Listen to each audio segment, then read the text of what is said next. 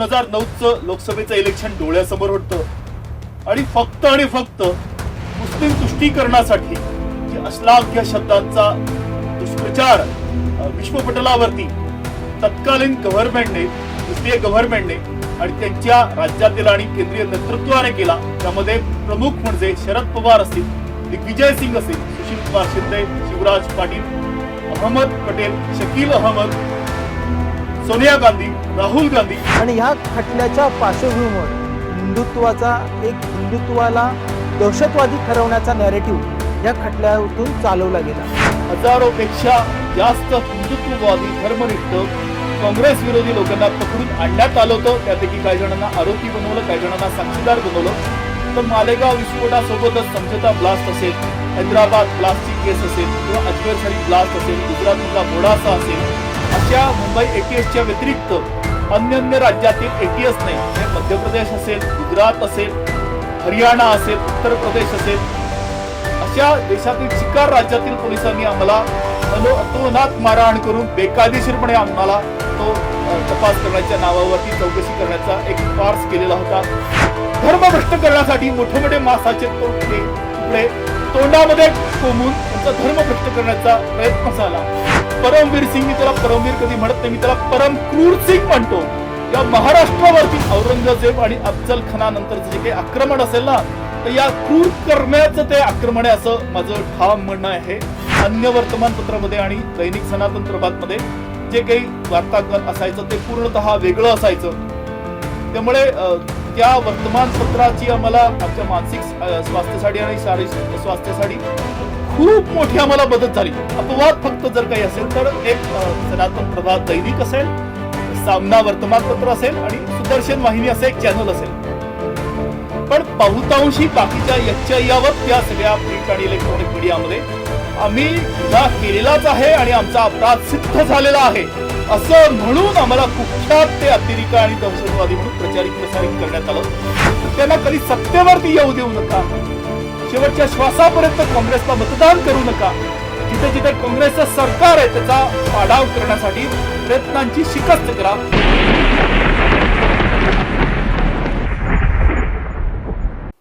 नमस्कार। 31 जुलै 2025 या दिवशी एका महत्त्वाच्या खटल्याचा निकाल मुंबई सत्र न्यायालयात विशेष एनआयच्या कोर्टात लागणार आहे। मी मालेगाव बॉम्बस्फोट 2008ची सुनावणीची गोष्ट करतोय।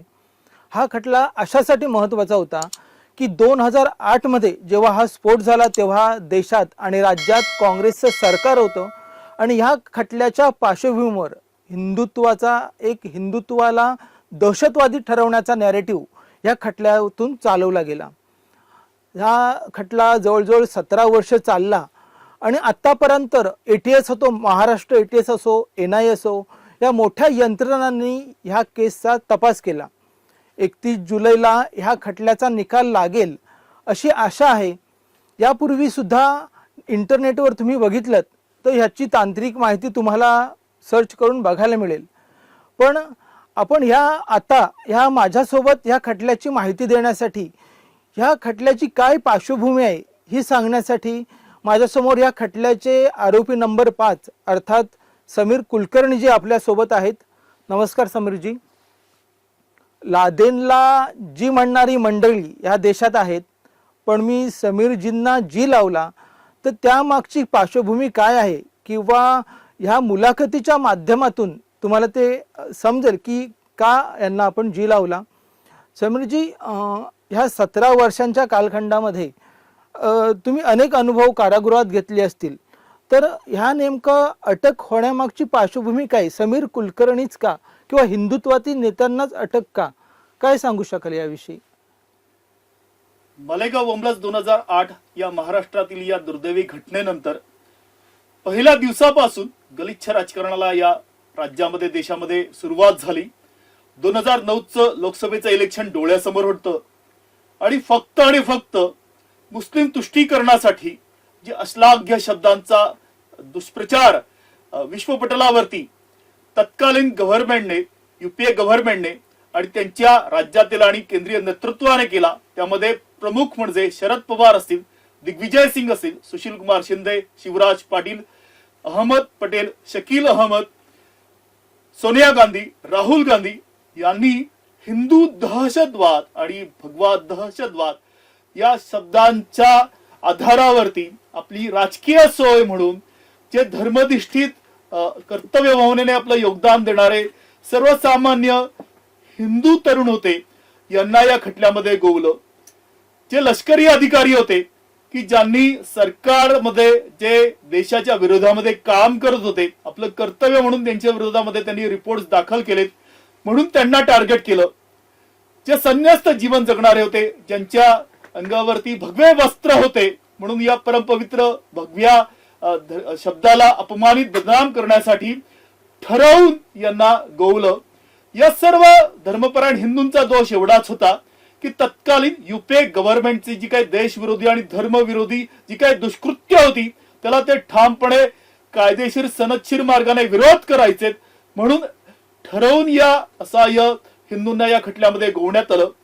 एकूण 12 आरोपींना मुंबई एटीएसने अटक केली आणि एनआयने 2 आरोपींना 2011 मध्ये जेव्हा त्यांच्याकडे खटला वर्ग करण्यात आला तेव्हा त्यांना अटक करण्यात आली. 14 अटक असलेल्या आरोपींपैकी 7 आरोपी हे विदाऊट ट्रायल त्यांना सन्माननीय न्यायालयाने डिस्चार्ज केलेला आहे. उर्वरित जे सर्वचे सर्व जे 7 आरोपी आहेत त्यांना प्रथम दृष्ट्या त्यांच्या विरोधामध्ये कुठलाही पुरावा नसल्यामुळे आणि एटीएस मुंबईने आणि एनआयने जो काही तपास केलेला आहे त्याच्यामध्ये जमीन अस्मानचं अंतर आहे म्हणूनच आमचा सशर्त जामीन सन्माननीय न्यायालयाने केलेला आहे. त्याला आजतागत अपिलामध्ये कोणी यशस्वी आमचे विरोधक ठरलेले नाही आहेत आणि आज जेव्हा 17 वर्षाचा हा जो काही अन्याय आहे तो सन्माननीय विशेष न्यायालयामध्ये सर्व त्या कायदेशीर सुनावणीमध्ये तो शब्दबद्ध झालेला आहे. 31 जुलैला या खटल्याचा निकाल लागणार आहे. पण डे 1 पासून पहिल्या दिवसापासून आम्हाला जे सत्य माहिती होतं ते सत्य 17 वर्षानंतर जगाला कळणार आहे. पण त्याची खूप मोठी किंमत आम्ही आमच्या वैयक्तिक जीवनामध्ये मोजली आहे, आमच्या कुटुंबामध्ये सुद्धा मोजलेली आहे. सुरुवातीपासून अधिकाऱ्यांनी या आपल्या खटल्याचा तपास करताना प्रचंड दुरुपयोग केला. तो म्हणजे या खटल्याचा जो मूळ FIR अभिलेख होता तो गहाळ आहे. जे जबाब होते अंडर सेक्शन 164 चे की जी माननीय न्यायालयामध्ये ग्राह्य धरण्यात येतात निर्णय देताना, परंतु तेच गहाळ होते आणि त्यांच्या छायांकित प्रतिवरती 9 वर्ष आम्हाला कारागृहामध्ये डांबून ठेवण्यात आलं. जे कन्फेशन म्हणून आरोपींचे दाखवण्यात आले ते पण मूळ कन्फेशन माननीय न्यायालयाच्या अधिकृत अभिलेखामध्ये नाही आहेत. त्यांचे सुद्धा छायांकित प्रतींवरती धादांत खोट्या फॅब्रिकेटेड प्रतींवरती आमच्यावरती खटला चालवण्यात आला. बेकायदेशीरपणे MCOC अंतर्गत आम्हाला कारागृहांमध्ये सडवण्यात आलं आणि आज तब्बल 17 वर्षानंतर या खटल्यामधील जे काही सत्य आहे, धडधडीत सत्य आहे ते अधोरेखित झालेलं आहे. 500च्या वरती साक्षीदार होते. 323 साक्षीदारांनी देवाच्या शपथेवरती माननीय न्यायालयामध्ये आपली साक्ष नोंदवलेली आहे. 40च्या वरती साक्षीदारांना माननीय न्यायालयाने फितूर केलेलं आहे. पण वस्तुस्थिती हीच आहे की सन्माननीय न्यायालयामध्ये त्यांनी ठामपणे सांगितलं की उपस्थित आरोपींपैकी आम्ही कोणाला ओळखत नाही, कुठल्या त्यांच्या कार्यक्रम उपक्रम सभांना आम्ही गेलो नाही आणि आम्ही कुठलाही देशविरोधी धर्मविरोधी कृत्य केलेलं नाहीये. बॉम्बस्फोट हा शब्द सुद्धा मी माझ्या वैयक्तिक जीवनामध्ये जेव्हा मला दिवाळीमध्ये अटक करून लक्ष्मीपूजनच्या पवित्र हिंदूंच्या सणाच्या दिवशी माननीय न्यायालयात जेव्हा मला पहिल्या दिवशी हजर केलं तेव्हा मी त्यांना सांगितलं माझ्यासारख्या सर्वच आरोपींचा मालेगावशी तीळ मात्र संबंध नाही, या गुन्ह्याशी संबंध नाही. आम्हालाच फक्त मारहाण करण्यात नाही आली तर या खटल्यातील बहुतांशी साक्षीदारांना सुद्धा प्रचंड मारहाण करण्यात आली. हजारोपेक्षा जास्त हिंदुत्ववादी धर्मनिष्ठ काँग्रेस विरोधी लोकांना पकडून आणण्यात आलं होतं. त्यापैकी काही जणांना आरोपी बनवलं, काही जणांना साक्षीदार बनवलं. तत्कालीन जे काही या देशामध्ये सामाजिक धार्मिक क्षेत्रीय स्तरावरचं नेतृत्व होतं, राष्ट्रीय स्तरावरचं नेतृत्व होतं, त्यांना या गुन्ह्यामध्ये गोवण्यासाठी आम्हाला प्रचंड मारहाण करण्यात आली. जीव मारण्याच्या धमक्या देण्यात आल्या, प्रयत्न करण्यात आले. ज्यांना आम्ही वैयक्तिक जीवनात कधी प्रत्यक्ष भेटलो नाही, त्यांच्या कार्यक्रमांना गेलो नाही, त्यांच्याशी आम्ही बोललो नाही, अशा सगळ्या ऋषितुल्य म्हणजे उदाहरणार्थ श्री श्री रविशंकरजी किंवा श्रद्धेय योगी आदित्यनाथजी, श्रद्धेय प्रवीण तोगडियाजी हे आमच्यासाठी ऋषितुल्य व्यक्तिमत्व होते आणि त्यांच्या विरोधात आम्ही साक्ष न नोंदवल्यामुळे आम्हाला या खटल्यामध्ये माझ्यासह सर्व आरोपींना गोवण्यात आलं. आणि अशा बाकीच्या सुद्धा साक्षीदारांच्या जबानीमध्ये हे आढळून आलेलं आहे की त्यांच्यावरती सुद्धा प्रचंड दबाव होता. तर हा जो आपला मूळ प्रश्न होता की या खटल्यामध्ये तुम्हाला काच अटक करण्यात आली, तर त्याचं हेच उत्तर आहे की देशविरोधी काँग्रेसच्या षडयंत्राचा सातत्यपूर्वक आम्ही विरोध करत होतो, ठामपणे विरोध करत होतो आणि आम्ही त्यांच्या सगळ्या खोट्या तपासाला सहकार्य करायला तयार नव्हतो. म्हणूनच आम्हाला या खटल्यामध्ये गोवण्यात आलं. समीरजी, माननीय न्यायालय 31 जुलैला जो निकाल देईल तो स्पष्ट होईल, पण त्या व्यतिरिक्त एक व्यक्ती म्हणून तुमचं न्यायालयातलं किंवा कारागृहातलं दिनचर्या कशी होती? एक हिंदू म्हणून तुम्ही ते व्यक्तिगत जीवन कसं होतं आणि एवढा प्रवास असताना कोणतीही गुन्हेगारी पार्श्वभूमी नसताना सुद्धा तुम्हाला जी अटक झाली, तर ह्यामागे नेमकं काय षडयंत्र होतं आणि व्यक्तिगत कारागृहामध्ये तुम्हाला कोणत्या कोणत्या गोष्टी त्यामध्ये सहन कराव्या लागल्या? मी ठामपणे आपणास सांगतो की या खटल्यातील यच्चयत आरोपी हे सामाजिक, धार्मिक आणि काही शासकीय अधिकारी होते. पोलिसांना सहकार्य करणं किंवा पोलिसांशी संवाद असणं आणि आपल्या राज्याची, देशाची पोलीस यंत्रणा हे एक विश्वसनीय यंत्रणा आहे. म्हणून आम्ही स्वेच्छेने, म्हणजे उदाहरणार्थ साध्वी प्रज्ञा सिंग ठाकूर या सुद्धा स्वेच्छेने सुरतवरून पोलिसांना सहकार्य करण्यासाठी मुंबई ATS मध्ये आलेत. आम्ही सुद्धा पोलिसांना सहकार्य करण्यासाठी आम्ही त्यांच्यासोबत आलो. मला 15 मिनिटं फक्त तुमचे हवे आहेत, तुमची मदत हवी आहे म्हणून मला पोलिसांनी अटक केली आणि 17 वर्ष मी माननीय न्यायालयाच्या चक्रा मारतो आहे. असं असलं तरी सुद्धा न्यायालयीन प्रक्रियेबद्दल आम्ही सगळेच्या सगळे अनभिज्ञ होतो. पण सत्य सांगायला आम्ही कधी मागे पुढे बघितलं नाही. पहिल्या दिवसापासून आम्ही सन्माननीय न्यायालयामध्ये आम्ही आमचं ठाम म्हणणं मांडलं की आम्ही सर्व यंत्रणांना तपास करताना आम्ही सहकार्य करायला तयार आहोत. फक्त आम्हाला मारहाण करू नये, आमच्या घरच्यांना त्रास देऊ नये. आम्ही डे 1 बहुतांशी आरोपींनी नार्को टेस्टसाठी, पॉलिग्राफ टेस्टसाठी, ब्रेन मॅपिंग टेस्टसाठी स्वेच्छेने आम्ही तयार झालेलो होतो.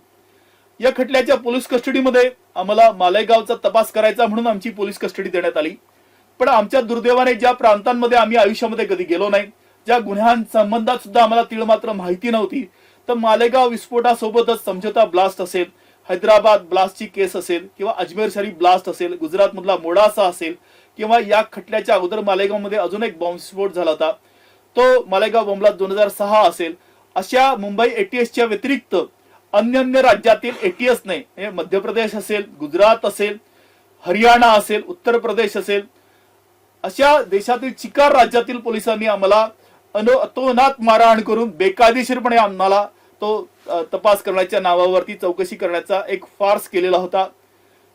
खूप मोठ्या एजन्सीचे अधिकारी पण प्रमुख तिथे आलेले होते. ते IBचे अधिकारी असतील, CBIचे अधिकारी आलेले असतील, NI चे अधिकारी आलेले असतील. हे सगळे सिव्हिल ड्रेसमध्ये होते आणि त्यांना आम्ही चेहऱ्याने आज पण ओळखतो, पण त्यांना नावाने रँकने आम्ही आज ओळखत नाही. आणि असा बेकायदेशीरपणा त्या सगळ्या पोलीस कस्टडीमध्ये होत होता. एखाद्या व्यक्तीला जर कुठली गोष्ट माहितीच नसेल तर त्याला 2 तास मारा किंवा तुम्ही त्याला 2 दिवस मारा, तर तो ते सांगू शकणार नाही.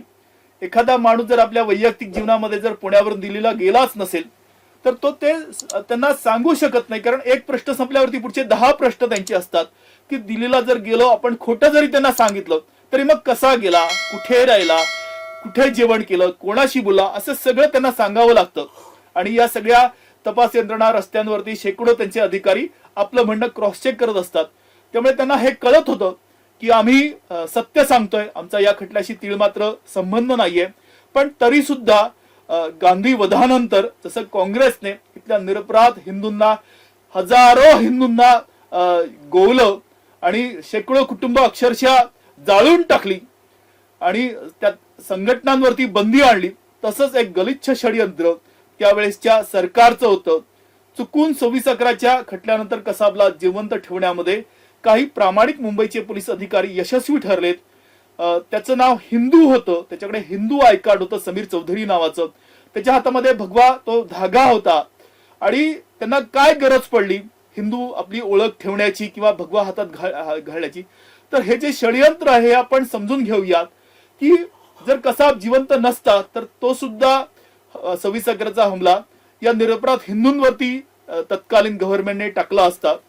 मी पुन्हा आपणास ठामपणे नमूद करू इच्छितो की या गुन्ह्याशी तीळ मात्र संबंध नसल्यामुळे आणि काही माहिती सुद्धा नसल्यामुळे आम्ही 24 तासामधून 20 तास मार खाल्ला त्या चापडी पट्ट्याने, त्या प्लास्टिकच्या छड्याने, की त्या 30-40 काठ्या आमच्या त्या जसा एका बैलाला नाल ठोकताना जेव्हा त्याला नालबंदी असाच ते शब्दप्रयोग करतात. एवढं मारून झाल्यावरती त्यांचं समाधान होत नव्हतं म्हणून माझ्या वृद्ध आईला पोलीस स्टेशन मध्ये आणून तिला अर्वाच्य भाषेमध्ये शिवीगाळ केली, ज्या शिव्या आम्ही वैयक्तिक जीवनात ऐकल्या नाहीत. साध्वी प्रज्ञा सिंग ठाकूर आजही आपल्या पायावरती उभी राहत नाहीये, हे त्याचं प्रमाण आहे. याच्यात आरोपींना प्रचंड वेदना आहेत. सर्व आरोपींकडे धार्मिक ग्रंथ होते. आपला सर्व भारतीयांचा धर्मप्राण हिंदूंचा आपल्या ग्रंथांमध्ये प्राण असतो. तर आमचे धर्मग्रंथ, कोणाकडे भगवद्गीता होती, कोणाकडे मारुती स्तोत्र होतं, रामरक्षा स्तोत्राचं ते ग्रंथ होते. तर त्यांना फाडून त्यांच्यावरती त्याने ते अक्षरशः निर्लज्जपणे नाचले. तेव्हा आम्ही आमची डोकं त्या भिंतीवरती आपटून घेतली की आम्हाला मारा. पण हे कुठला दुष्कृत्य म्हणून एवढ्यावरती ते थांबलं नाही. तर सर्वच्या सर्व बहुतांशी आरोपी हे शाकाहारी होते. धर्मभ्रष्ट करण्यासाठी मोठे मोठे मांसाचे ते तुकडे तोंडामध्ये कोंबून त्यांचा धर्मभ्रष्ट करण्याचा प्रयत्न झाला. संन्यस्त ब्रह्मचारी साध्वी, सदहृदयी साध्वी, तर तिला त्या सगळ्या अश्लील असे चित्र दाखवण्यात आले. मी घट्ट डोळे मिटून घेतले होते, मी एक क्षण सुद्धा डोळे उघडले नाहीत. तर त्या टॉर्चरचं ते शब्दातीत अशा त्या सगळ्या कहाण्या आहेत की आम्हाला आमच्या संस्कार सुद्धा आज आडवे येतात की त्यांनी आम्हाला ज्या शिव्या दिल्या, ज्या पद्धतीने आम्हाला भोगळ करून मारलं, महिलेला मारलं, साध्वीला मारलं. स्वतंत्र भारतातील हे एकमेव उदाहरण आहे की ऑन ड्युटी कर्नल रँकच्या ऑफिसरला या गुन्ह्यामध्ये आतंकवादी म्हणून लटकवलं, ज्यांनी आयुष्यभर या सर्व सीमेवरती आपलं कर्तव्य प्राणपणाने ज्याने पार पाडलं. किंवा 93 ब्लास्ट मध्ये ज्या मेजर उपाध्यायांनी मुंबईकरांचे प्राण वाचवलेत, त्याच मेजर उपाध्यायांना आतंकवादी म्हणून याच मुंबईमध्ये 17 वर्ष चक्रा मारायला जर कोणी जबाबदार असेल तर ते फक्त आणि फक्त काँग्रेसचं तत्कालीन युपीए गव्हर्नमेंट, त्यांचं राजकीय राज्यातील आणि केंद्रातील नेतृत्व. समीरजी, आता ज्या तुम्ही हृदयदायक घटना सांगितल्यात त्या खरोखरच गंभीर आहेत. म्हणजे एखादं हिंदुत्व निष्ठांना दहशतवादी ठरवण्यासाठी जे षडयंत्र रचलं गेलं, त्यासाठी किती पराकोटीचे अत्याचार केले गेले. समीरजी, याच्यामध्ये एवढे अत्याचार सहन करून सुद्धा कारागृहात एवढं 9 वर्ष राहणं, तर ह्यामध्ये काय अशी मानसिकता तयार करण्यासाठी तुम्ही काय उपाययोजना केल्यात, किंवा अशी मानसिकता ह्या अत्याचार सहन करून सुद्धा तुम्ही स्थिरपणे कशा प्रकारे राहू शकलात एवढ्या कालावधीत?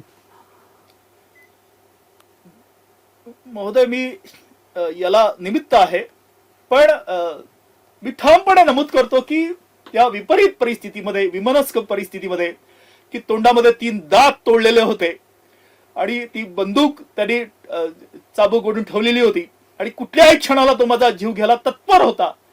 तर तेव्हा आम्ही न डगमगता सर्वशक्तिमान परमेश्वराचं स्मरण करून त्याला त्याच्या मातृशक्तीचा परिचय करून दिला, त्याला त्याच्या धर्माचा परिचय करून दिला.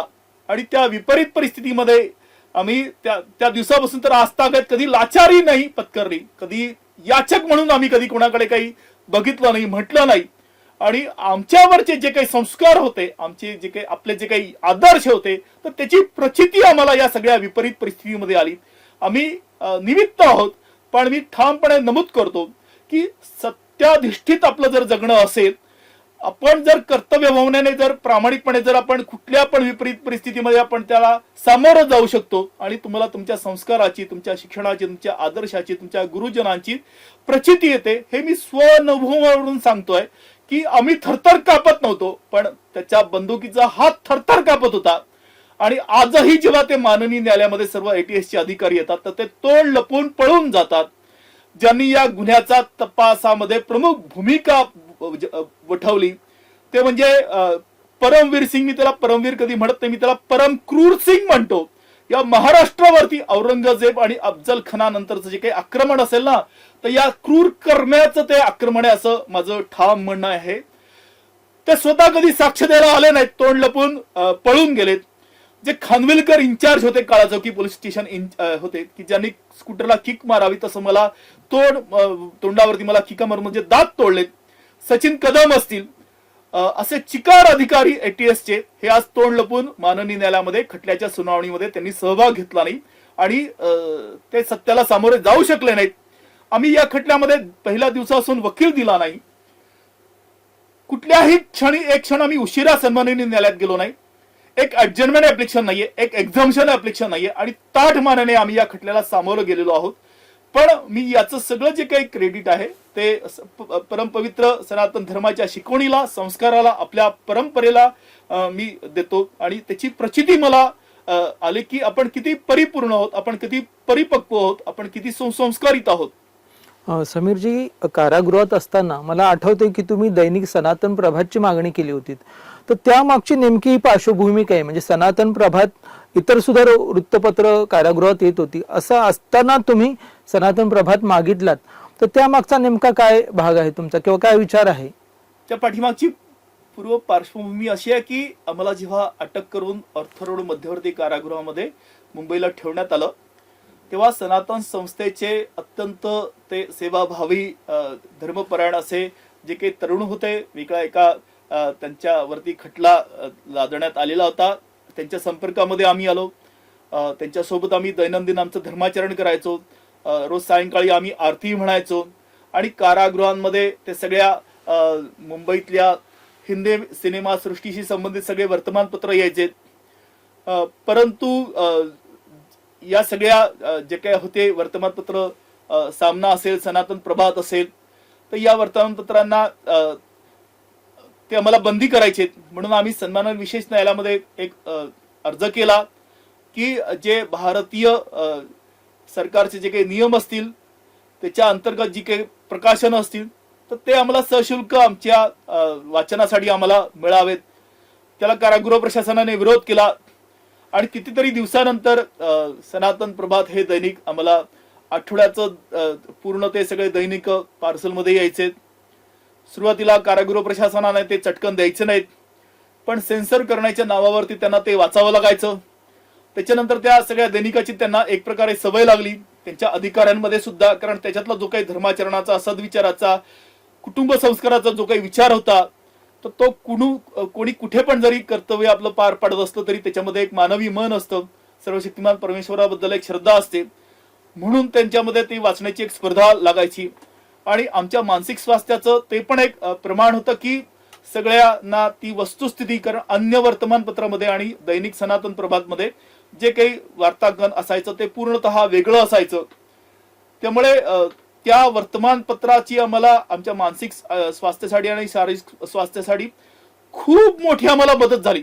आणि मी तुम्हाला ते शब्दामध्ये वर्णन नाही करून सांगू शकत की त्याचा पूर्ण शब्द न शब्द ते सातत्यपूर्ण त्याचं आम्ही वाचन करायचो, 2-2, 3-3, 4-4 वेळा वाचायचो, कारण तेवढं साहित्य आमच्याकडे वाचण्यासाठी उपलब्ध होतं. त्यामुळे मी पुन्हा पुन्हा सनातन संस्थेचे आद्य संस्थापक श्रद्धेय गुरुवर्य जयंत आठवलेजी यांच्या चरणी मी नतमस्तक आहे.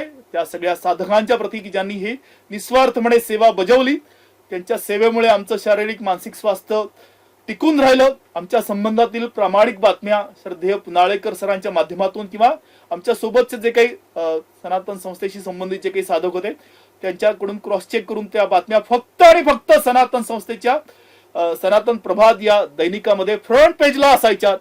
त्यामुळे त्याचा आनंद हा अवर्णनीय होता, आमचा उत्साह वाढवणारा होता. म्हणून आजीवन मी आपला कृतज्ञ असेल. समीर सर, धन्यवाद. सनातन प्रभात हिंदुत्वाच्या मुद्द्यावर कायम यापुढेही सुद्धा लढत राहील आणि जिथे जिथे हिंदुत्वावर अन्याय होईल तिथे सनातन प्रभात नेहमीच पुढे असेल. समीर सर, याच्या पुढे असं आहे की आपण 9 वर्ष कारागृहात होतात. कारागृहात राहिल्यानंतर एक व्यक्ती म्हणून जेव्हा तुम्ही बाहेर पडलात तर घरची प्रपंचर्या असेल किंवा व्यक्तिगत जीवनमध्ये तुम्हाला काय अडचणी भोगाव्या लागल्या, हे समीर सर अशासाठी की आतापर्यंत ज्या हिंदुत्ववादांवर अन्याय झालेला आहे, अजून सुद्धा काही हिंदुत्वनिष्ठ कारागृहात आहेत आणि त्यांच्यावरती खोटे गुन्हे दाखल करून त्यांना अटक करण्यात आले, त्यांचं जीवन उद्ध्वस्त झालंय. एक व्यक्ती म्हणून बाहेर आल्यानंतर त्यांना कोणत्या यातना भोगाव्या लागतात समाजामध्ये किंवा आर्थिक अडचणी भोगाव्या लागतात, त्या संदर्भात तुमची अनुभव काय आला? त्या संदर्भात अटक झाल्यानंतर वकील दिला नाही, जर काही नुकसान झालं असतं तर ते फक्त माझं वैयक्तिक झालं असतं. कारागृहामध्ये 2 कपड्यांवरती आम्ही 9 वर्ष काढली. ते अंतर्वस्त्रावरती आम्ही दिवस काढलेत. सण साजरी केला नाही, कोणाला कळलं नाही, कोणाला समजलं नाही, काही अडलं नाही, काही उपचार केले नाहीत, तसं काही अडलं नाही. कारण कारागृहामध्ये ज्या काही व्यवहारिक जगातल्या ज्या काही भ्रांत असतात त्या नव्हत्या. उदाहरणार्थ काही निवासस्थानाचं भाडं द्यावं लागलं नाही भोजनाचे काही आम्हाला पैसे द्यावे लागलेत.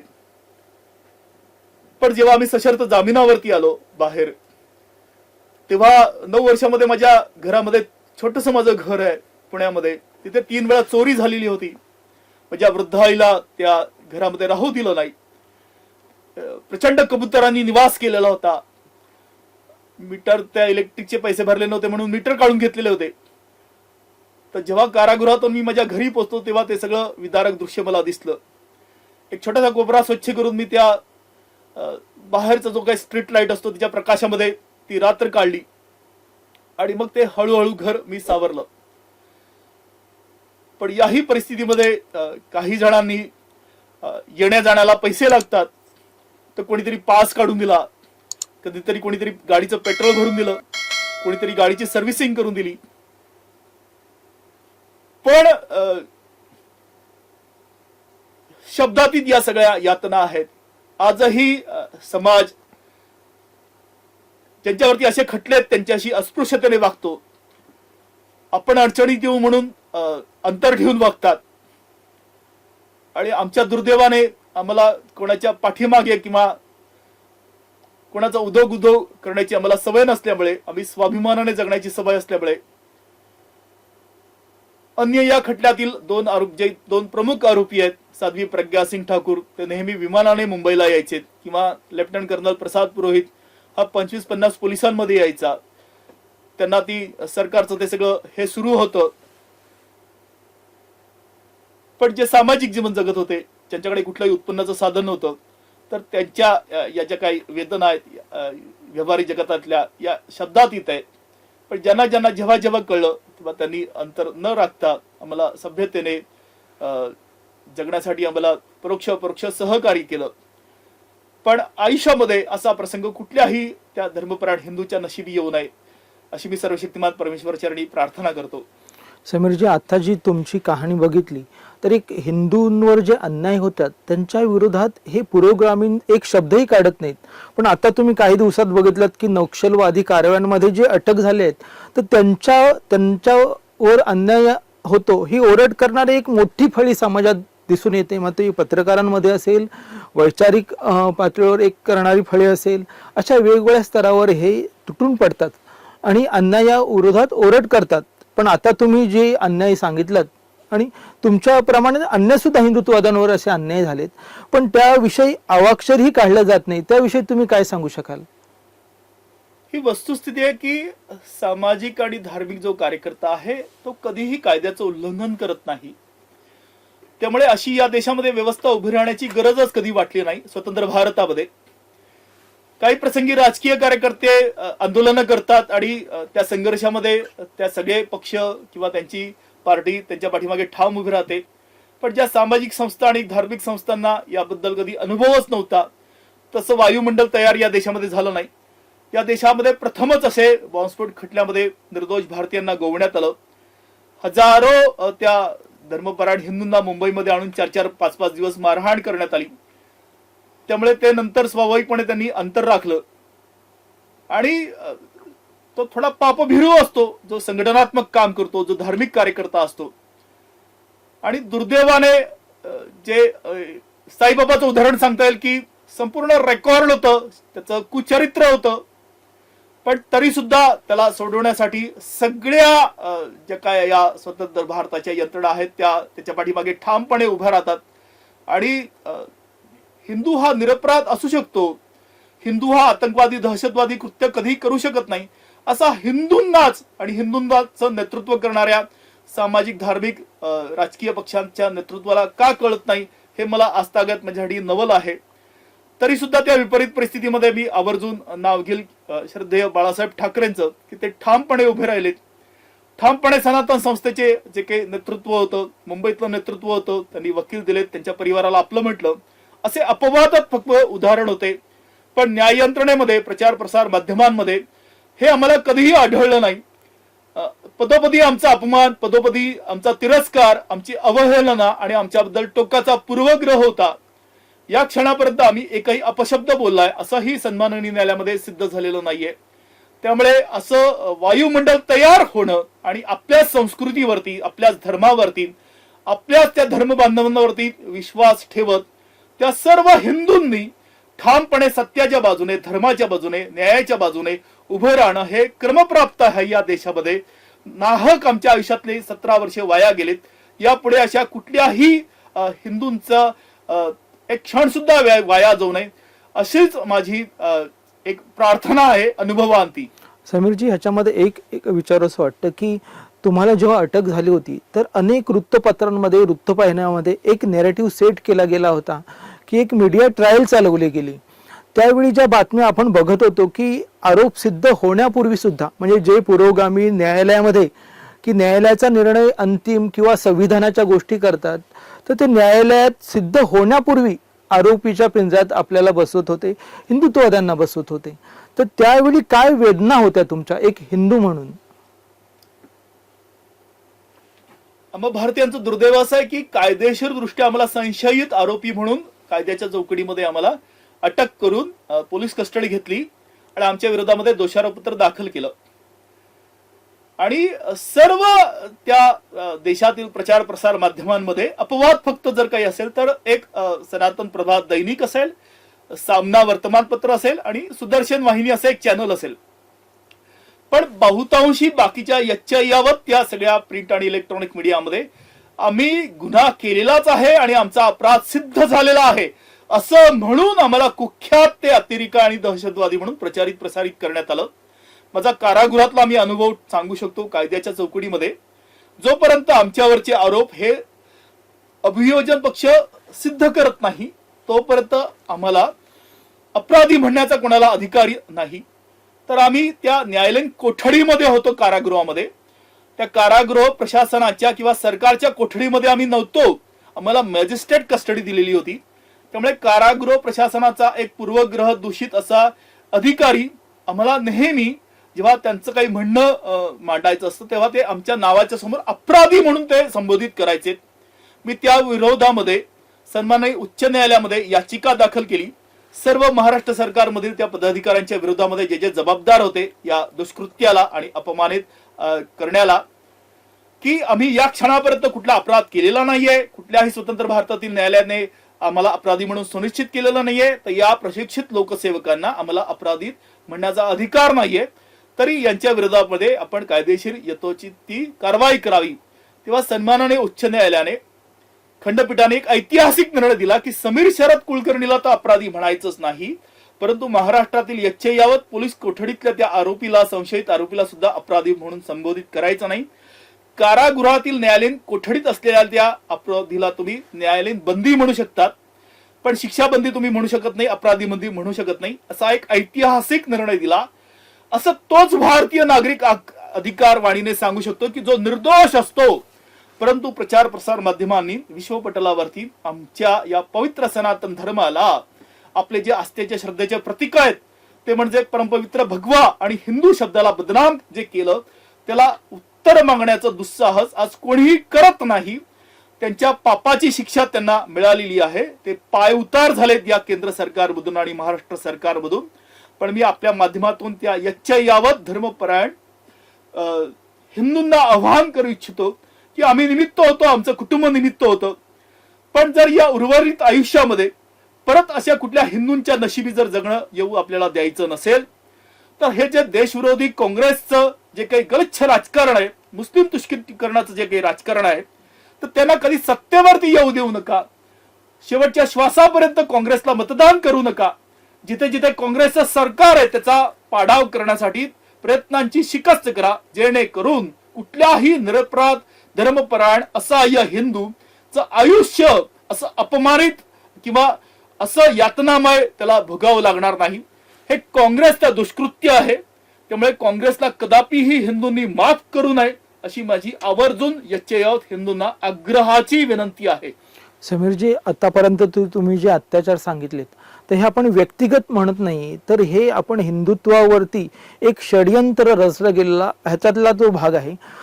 समीरजी, ह्याचा एकंदरीत हिंदुत्वावरती आणि एकूण राष्ट्रावरती ह्या ज्या व्यवस्थेचा आणि ह्या अन्यायाचा काय परिणाम होऊ शकतो असं वाटतं, आणि या संदर्भात हिंदूंना तुम्ही काय आवाहन करू शकता? मी पुन्हा पुन्हा माझ्या स्वानुभवावरून सांगेल की मालेगाव बोंबलाद 2008 मध्ये त्या कर्तव्यावरील लष्करी अधिकाऱ्याला अटक केली, त्या निवृत्त लष्करी अधिकाऱ्याला अटक केली, जे 24 तास पोलीस संरक्षणामध्ये फिरत होते अशा साधू संस्थांना अटक केली, ज्यांचं संपूर्ण आयुष्य हे खुलं पुस्तक आहे अशा सामाजिक त्या जगणाऱ्या तरुणांना अटक केली. या खटल्यानंतर समझोता ब्लास्ट मध्ये राष्ट्रीय स्तरावरचे जे काही संतत्व प्राप्त झालेल्या अशा व्यक्तींना अटक केलं आणि पाकिस्तानी आतंकवाद्याला सोडून दिलं. समझोता ब्लास्ट होता तो खटला, त्याच्यानंतर मक्का मस्जिद ब्लास्ट खटला असेल, अजमेर शरीफ ब्लास्ट खटला असेल, मालेगाव बोंबलाद 2006 मध्ये 10 वर्षानंतर सुप्रीम कोर्ट त्यांना म्हणतं की यांच्यावरती एमसीओसी कायम होतो, हे संघटित गुन्हेगारीचे सदस्य आहेत आणि त्यांना जामीन सुद्धा दिला नाही. पण 2012चं विधानसभेचं निवडणूक डोळ्यासमोर ठेवून चिदंबरमने त्या सगळ्या मुस्लिम अतिरेकांना सोडून निरपराध गरीबड्या हिंदूंना लटकवलं. तर हा सगळा स्वानुभव जर हिंदूंना जर डोळ्यासमोर असेल, आज हे सगळे मालेगाव 2008 आणि 2006 सोडले तर बाकीचे सगळे खटले कायद्याच्या चौकटीमध्ये त्या सगळ्या हिंदूंना न्यायालयाने निर्दोष सोडलेलं आहे. तर ज्यांनी हे आपल्या क्षुद्र राजकारणासाठी हे सगळं काही केलं, तर त्या काँग्रेसला परत सत्तेवरती न आणू देणं हेच याचं एकमात्र मला तरी वाटतं की उत्तर असेल. कारण जर सत्ताधाऱ्यांनी ठरवलं तर ते कुणाचंही आयुष्य उद्ध्वस्त करू शकतात. त्या संस्था संघटनांना 10-10, 20-20 वर्ष पाठीमागे जावं लागतं. आपल्याला अनुभव असेल, आणीबाणीचा अनुभव असेल, कारसेवकांचा जो काही असेल, गोध्राची आपल्याला घटना माहिती असेल, गांधीवधानंतरची आपल्याला सगळी ही पार्श्वभूमी माहिती असेल. तर अशा सत्ताधाऱ्यांना कधी संधी देऊ नये काँग्रेसला या देशामध्ये सत्तेवरती बसू देण्याची. हेच त्याचं एक शेवटचं आणि एकमात्र उत्तर आहे की या पवित्र भरतभुला खंडित करण्याचं पाप ज्या काँग्रेसने केलं, प्रत्येक या बॉम्बस्फोटाला जर उत्तरदायी असेल तर यांचं निष्क्रिय यांच्या यंत्रणा, यांचं गलिच्छ राजकारण, याला सर्व जबाबदार काँग्रेसच आहे. म्हणून मी पुन्हा पुन्हा आग्रह करेल की जर या स्वतंत्र भारतामध्ये जे करदाते आहेत, जे प्रामाणिक धर्माचरण करणारे समाजसेवी संस्थांचे कार्यकर्ते आहेत, धार्मिक संस्थांचे साधक आहेत, यांच्या आयुष्यामध्ये जर अशी काळ रात्र, अशी आयुष्य उद्ध्वस्त करणारी, कुटुंब देशोधडीला लावणारी ज्या घटना होऊ द्यायच्या नसतील, तर अशा गलिच्छ देशद्रोही राजकारण्यांना सत्तेवरती बसू देता कामा नये, अशीच मी सगळ्या भारतीयांना विनंती करेल. धन्यवाद समीर सर. समीरजींनी आतापर्यंत जी त्यांच्यावर झालेल्या अत्याचारांची मालिका सांगितली, तर हा भाग एक न्यायालयामध्ये आता जेव्हा 31 जुलैला निकाल लागेल तर यामध्ये त्यांना न्याय मिळेल अशी आपण अपेक्षा करूया. पण एकंदरीत हिंदुत्वावर जे अत्याचार झाले आहेत, तर हे जे षडयंत्र केलं आहे हे व्यवस्थेवरचं षडयंत्र आहे. आणि पुढच्या काळामध्ये न्यायावरचा विश्वास राहण्यासाठी आणि न्यायव्यवस्था पूर्णच लोकशाहीची जी व्यवस्था आहे ती डळमळीत होऊ नये याविषयी योग्य तो न्याय मिळेल अशी आम्ही आशा बाळगतो. आणि दैनिक सनातन प्रभात कायमच हिंदुत्वाच्या बाजूने ज्यांच्यावर अन्याय झालेला आहे तर ती बाजू नेहमीच दैनिक सनातन प्रभात नेहमीच मांडत राहील. सनातन प्रभातच्या माध्यमातून हिंदूंवर होणारे अत्याचार यापूर्वी सुद्धा आपण मांडत आलो आहोत.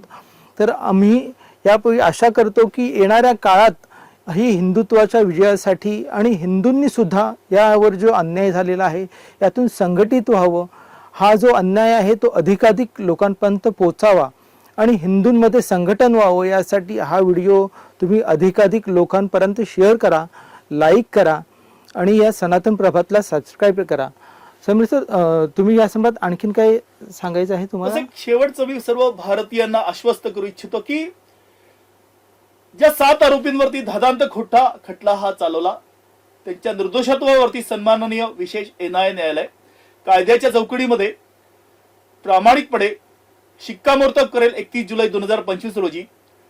पण माझी न्यायाची व्याख्या ही थोडी मी जास्त अपेक्षा बाळगतो की फक्त आमच्या त्या निर्दोषत्वावरती सन्माननीय न्यायालयाने शिक्कामोर्तब न करता ज्यांनी आम्हाला अवैधरित्या अटक केली, ज्यांनी आम्हाला अवैध कोठडीमध्ये ठेवलं, प्रचंड मारहाण केली, आमच्या पवित्र सनातन धर्माला आणि आमच्या जे धर्माची जे प्रतीक आहेत, श्रद्धेचे प्रतीक आहेत, त्यांना बदनाम केलं, आमचं कुटुंब देशोधडीला लावलं, ज्यांनी सातत्यपूर्वक आपल्या अधिकारांचा दुरुपयोग केला, अशा यच्चयावत पोलीस अधिकाऱ्यांच्या विरोधामध्ये या यंत्रणामधील जी सत्तेच्या ताटाखालचं मांजर बनून, बाणगुळ बनून 17 वर्ष खटला प्रलंबित ठेवून जी मलाई एक प्रकारे ओरपलेत करदात्या पैशांची प्रचंड उधळपट्टी केली, ते एक्सपोज व्हावेत म्हणून मी सन्माननीय राष्ट्रपती महोदय, सन्माननीय सर्वोच्च न्यायालयाचे मुख्य न्यायमूर्ती, सन्माननीय उच्च न्यायालयाचे मुख्य न्यायमूर्ती यांना सविनय अर्ज केला.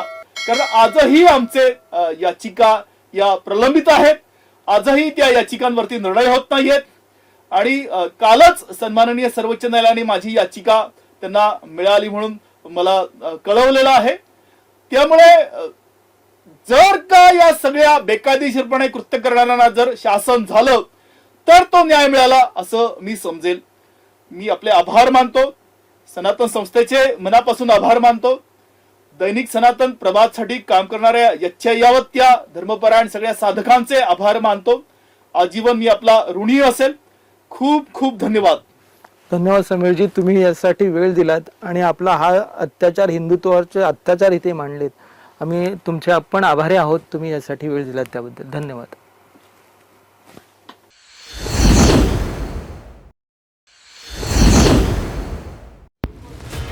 मैं समीर शरद कुलकर्णी, मैं पूरी तरह से निर्दोष होने के बावजूद मालेगांव विस्फोट 2008 पे मुझे इलीगल तरीके से अरेस्ट किया गया, मुझे इलीगल तरीके से कस्टडी में रखा गया, मुझे बहुत ही बेरहमी से पीटा गया, मेरा परिवार उजड़ गया. जो भारतीय नागरिक का मूलभूत अधिकार होता है, प्रतिष्ठा और न्याय, उसे पाने के लिए मैं सक्षम नहीं हूँ, समर्थ नहीं हूँ, मैं असहाय हूँ. इसीलिए आज स्वेच्छा से भारतीय नागरिकत्व का त्याग करता हूँ और स्वयं का निषेध करने के लिए मैंने ये काला फीत लगाया है.